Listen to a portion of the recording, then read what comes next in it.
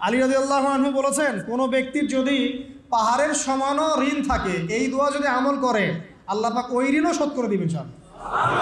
আর একটা দোয়া শিখাই দেই ইনশাআল্লাহ, এই দোয়া করলে রিজিক তো বাড়বেই ইনশাআল্লাহ, আপনার যত ঋণ আছে ইনশাআল্লাহ আল্লাহ পাক শোধ করে দিবেন।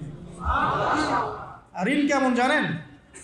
ওই যে এখন মানুষ ঋণ নিচ্ছে 1 কোটি টাকা ব্যাংক থেকে, 2 কোটি টাকা ব্যাংক থেকে, হ্যাঁ, কত বছর, 10 বছরের জন্য, 20 বছরের জন্য বাড়ি করছে, তাই না?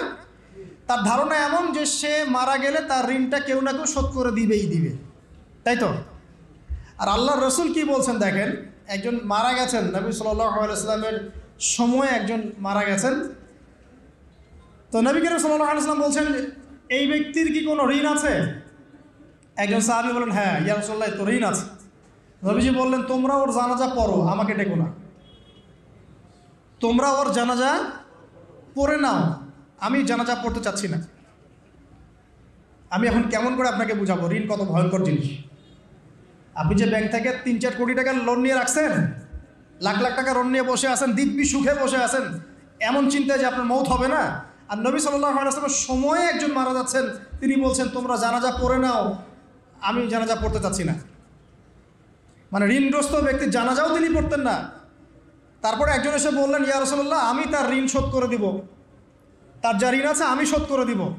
তখন নবী এসে জানাজা পড়লেন সাল্লাল্লাহু আলাইহি ওয়াসাল্লাম। তো আপনার এই কোটি কোটি টাকা ঋণ শোধ করার লোক তো রেডি আছে নাকি? আছে না? সমস্যা নেই, আপনার জানাজা পড়া হবে। কারণ হুজুরকে আপনি 5,000 টাকা দিবেন, হুজুর জানাজা পড়াই দিবে, কোনো সমস্যা নেই। তারপরে আপনার মিলাদও হবে, আপনার একটা বড়সড় দোয়াও হবে ইনশাআল্লাহ।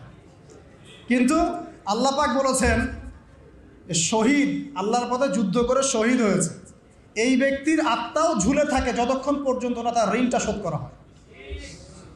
এবার বলেন আমি কি বুঝাবো আপনাকে? আর কিছু বলতে হবে? তো এখন সেই দোয়া শিখাচ্ছি আপনাদেরকে, যে দোয়া শিখলে আপনারা ঋণ থেকে বাঁচবেন ইনশাআল্লাহ। কত দিবেন বলেন? আচ্ছা, হ্যাঁ, এই তো, শুকরিয়া। দোয়া করবেন যেন আল্লাহ পাকের দিনটাকে আল্লাহর জমিনে প্রতিষ্ঠা করতে পারি। আমার সাথে বলেন, দোয়াটা হচ্ছে, আল্লাহুম্মা ইকফিনি বিহালালিকা আন হারামিকা ওয়া আগনিনি বিফদলিকা আম্মান সিওয়াকা।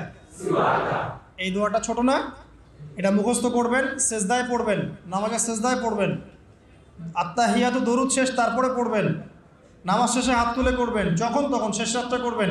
ইনশাআল্লাহ দেখবেন আপনার ঋণ বলতে কিছু থাকবে না ইনশাআল্লাহ। যদি থাকেও, বড় কোনো ঋণ থাকেও, আল্লাহ পাক অন্য কোনো মাধ্যমে এটা শোধ করার ব্যবস্থা করে দিবেন ইনশাআল্লাহ।